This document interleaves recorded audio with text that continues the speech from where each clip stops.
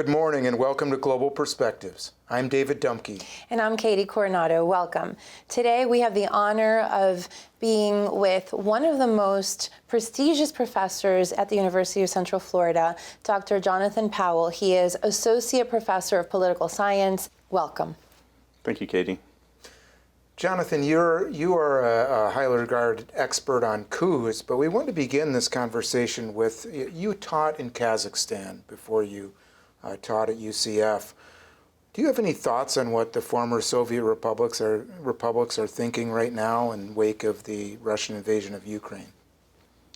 So I'm by no means an expert in the former Soviet sphere, but I will say that there's a great deal of variation from country to country. You do have some places like Belarus, where the leadership at least is going to be extraordinarily pro-Russian, pro-Putin in particular.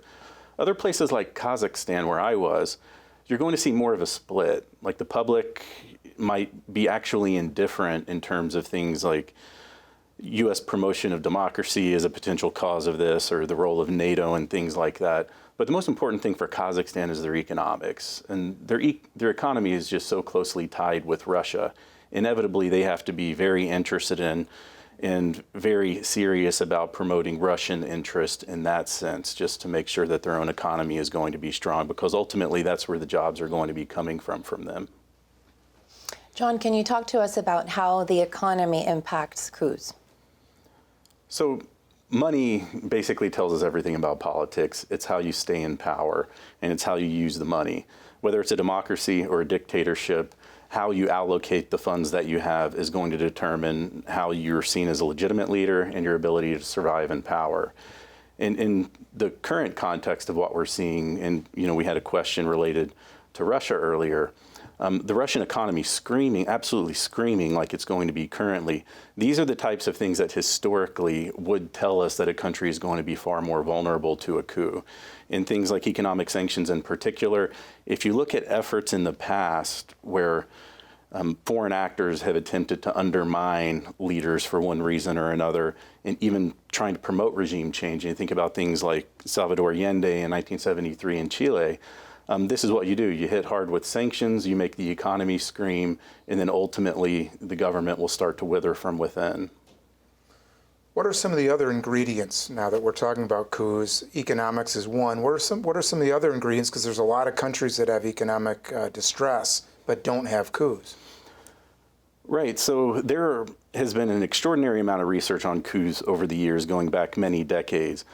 And there have been a variety of perspectives on this, but there are a number of very specific correlates that folks have arrived at as probably the most important. Some of them relevant, very relevant to what we've seen over the last year or two with the influx of coups in the world, particularly in Africa.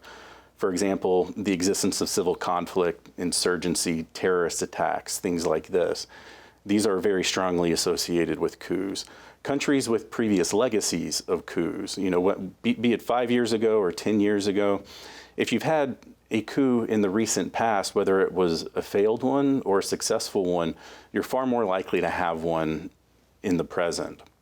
Going beyond that, looking at regime type, there's this kind of a foregone assumption that democracies are going to be immune from coups. And what we've seen in some of these African countries where coups have occurred is that that's not really the case. And we might have countries that are at least marginally democratic, like Burkina Faso. They're vulnerable. We have countries that were perhaps democratic before, but might have been backsliding into authoritarianism, such as Guinea. And we have other countries like Sudan that look like they might have been on the verge of a democratic transition over the last few years, where the military in the past year effectively came in and vetoed the process. So if we think about something like regime type, democracies that we like to think that they're really secure, in their early years in particular, they're extraordinarily vulnerable to coups. Is there a process in place that you think works when a coup happens? So for, say, the international community or a government trying to prevent a coup, or the coup makers themselves? For the coup to work for the coup makers? So the first thing is, before you actually go into action, you need to be extremely certain that this is going to play out well in your favor. And there are a number of different things that they can use as kind of cues to look at what's going on. In the past, we've seen folks look at things like international treatment of what the current leadership looks like. Things like mass protest against the government in the recent past send very clear signals that the public might be more willing to tolerate a coup. And in the case of some coups in West Africa, we've actually seen the masses come out after coups have occurred, celebrating the arrival of the military, protesting against things like international sanctions against coups. And in other cases, we've seen protesters actually come out against the government and actually call on the military to step in and try to reset the political system. So information is going to be really important, and coup plotters have to think very, very, very hard about how it's going to be responded to from a number of different actors. So I was just talking about kind of outsiders to the coup who might respond to what it is you're going to do.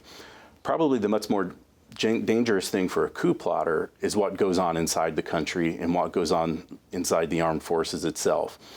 Because countries obviously do not like to see coups occur. Leaders can feel extraordinarily threatened by coups, so they're going to do whatever they can to prevent these. And there's a variety of different ways in which leaders do this. Sometimes soldiers, particularly high-ranking officers, can get exorbitant salaries. We've seen things like land grants given to officers. You get sent to you can get sent to great positions overseas, like going to prestigious universities. And as an institution itself, the military can benefit from things like basically what we might refer to as toys, where they get fancy weapons and arm systems and things like that the organization likes as a whole. They get sent on foreign training missions, et cetera, et cetera, et cetera. All of these things are meant to reduce the disposition of the armed forces to attempt to try a coup. So if you do have a faction within the armed forces for one reason or another that does get around to plotting and does eventually get around to the point where they want to strike, they're going to have to make sure that this remains a very tight-knit conspiracy. Most coups are actually undertaken by a very few number of individuals, particularly in the plotting stage. As you get closer to go time, it starts to spread more as officers have to tell their subordinates who's going to have to get on board with this. Sometimes, and what might be a parallel to some of the stories that we're hearing about what's going on with the Russian army right now going into Ukraine, a lot of times individuals deployed for a coup attempt do not actually know that they're being deployed for a coup attempt. They might just be told that they're going on some sort of internal security training exercise, and then when they get actually out in the field, then they find out that they're being given live ammunition, the target's inside the Capitol, and next thing they know, they're participating in a coup attempt. Relationships is also going to be extraordinarily important, and the plotters themselves are going to have to know that they can trust each other. And what you're going to see with a lot of the plotters is that they're very close to those around them in one way or another. Even cross-nationally, in this wave of coups that we've seen in West Africa over the last year, a lot of these individuals actually train together overseas, particularly in French training exercises in West Africa. Previously, people have commented on folks training at the same time in various U.S. programs, both in the United States and in country in West Africa and other places. And this goes all the way back to the first real big wave of coups in the 1960s, where a lot of these were led by folks that had either trained in France's major military academy or trained at Sandhurst in the United Kingdom. So these individuals know each other. They know each other very well. They can talk politics on their own. They can feel each other out. And eventually they start to feel confident that they can go to the next step and start to speak of a conspiracy to the people around them. And from there, they start to feel out others, and eventually a conspiracy is potentially going to be born. Let me ask you, I've got two questions that are related, but I wanted to start with, we've seen governments change all over the world in the last 15 to 20 years. What makes it and the word coup, of course, has a negative connotation. What makes something a noble revolt by the people as opposed to a coup? So that's one question. And the second is it more important to have the military behind you or the people behind you?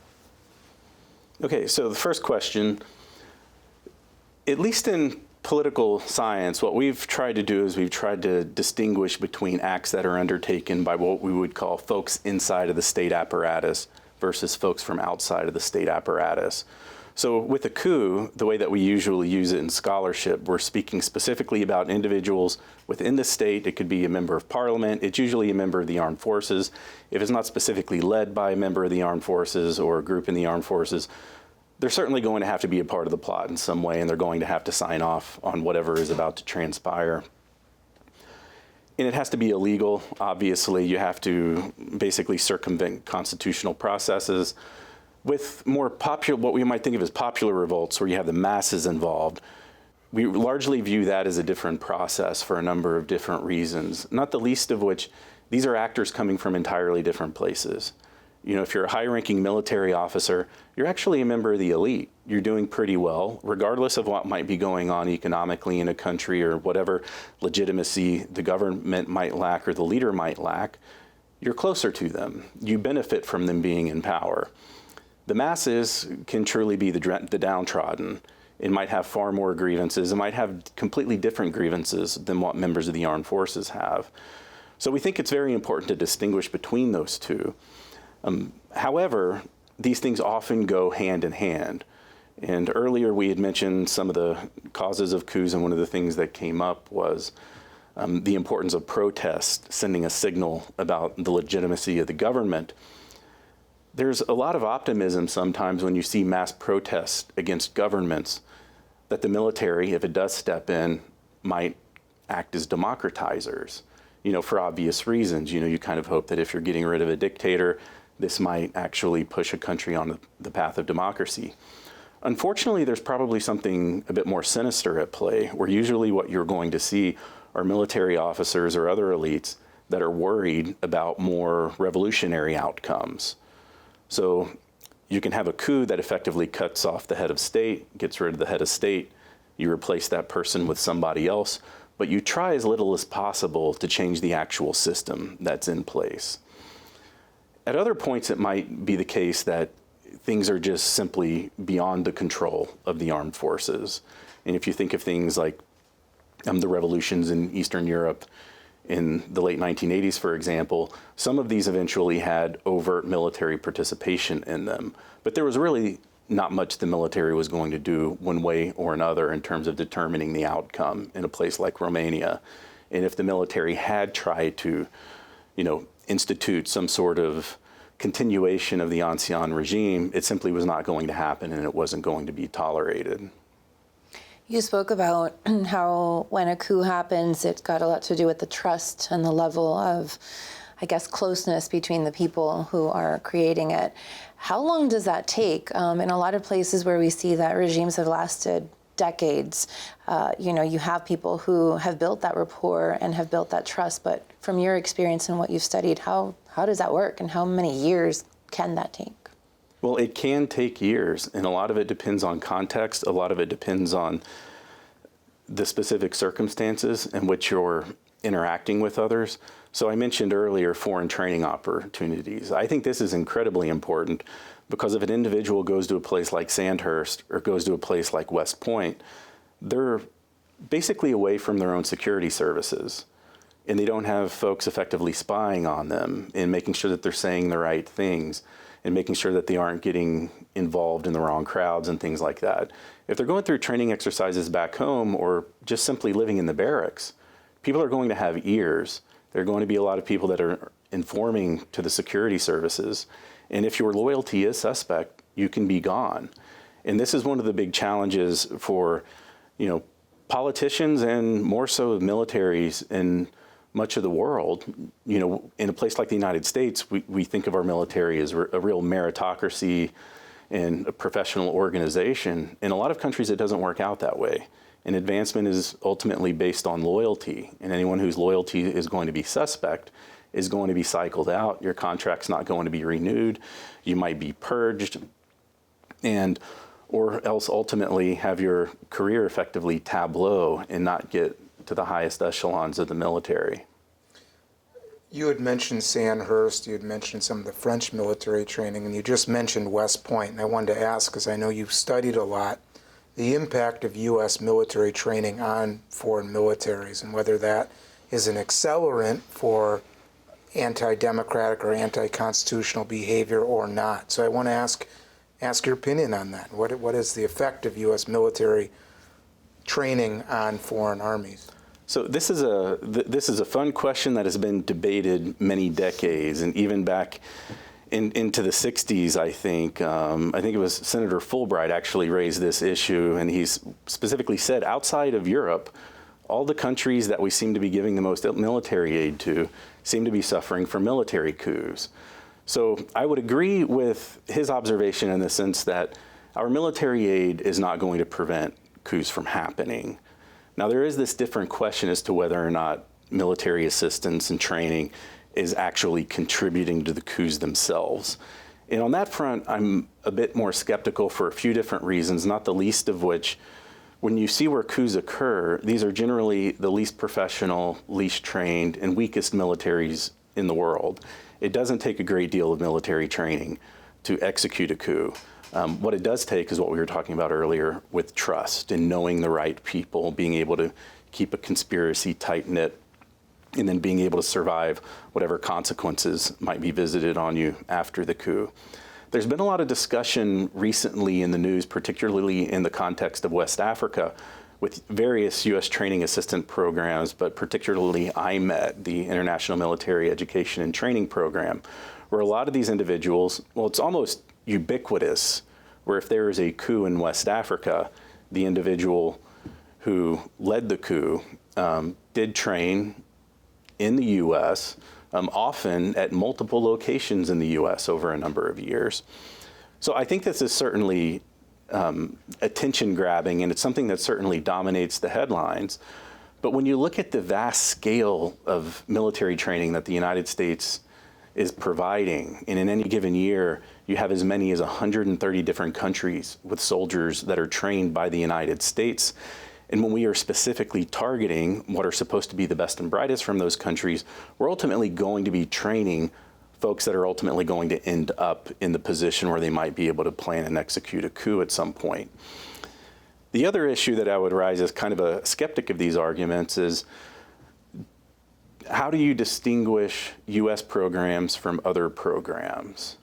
You know, and it's interesting, and this can work in a number of different ways, but a lot of these individuals might have trained a lot in the U.S. They've also trained in France. A lot of them have trained in the United Kingdom. One of the coups in Guinea in 2008, I believe it was, were actually speaking German on their radios during the coup. And folks refer to it as the German coup. And they thought that there was a tactical advantage in speaking German because other folks in the armed forces probably weren't going to be able to understand them. So that might have been important, and that potentially might have helped them succeed, but is that really military training?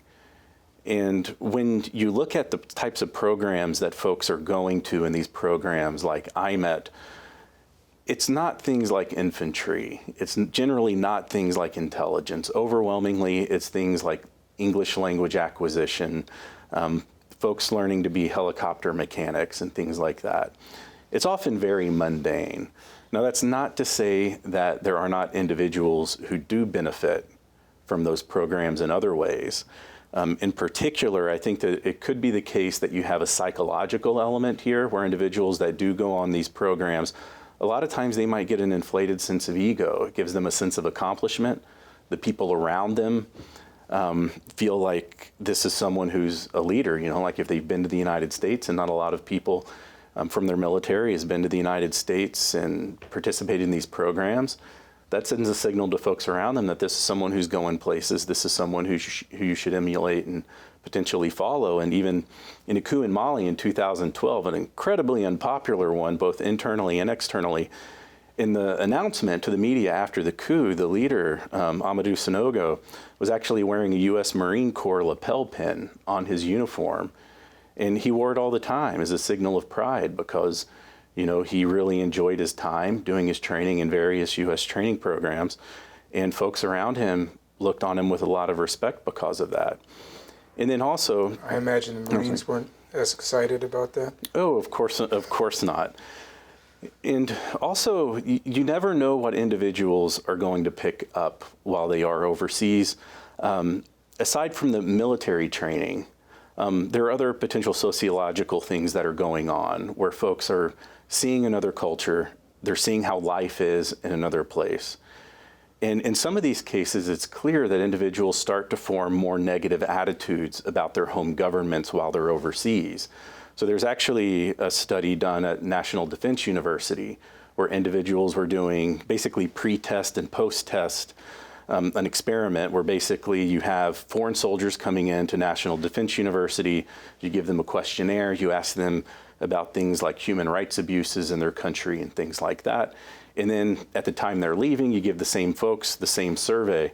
And what they find is that when folks are leaving these programs, they're far more likely to be critical of their home governments, particularly in the areas of human rights and governance.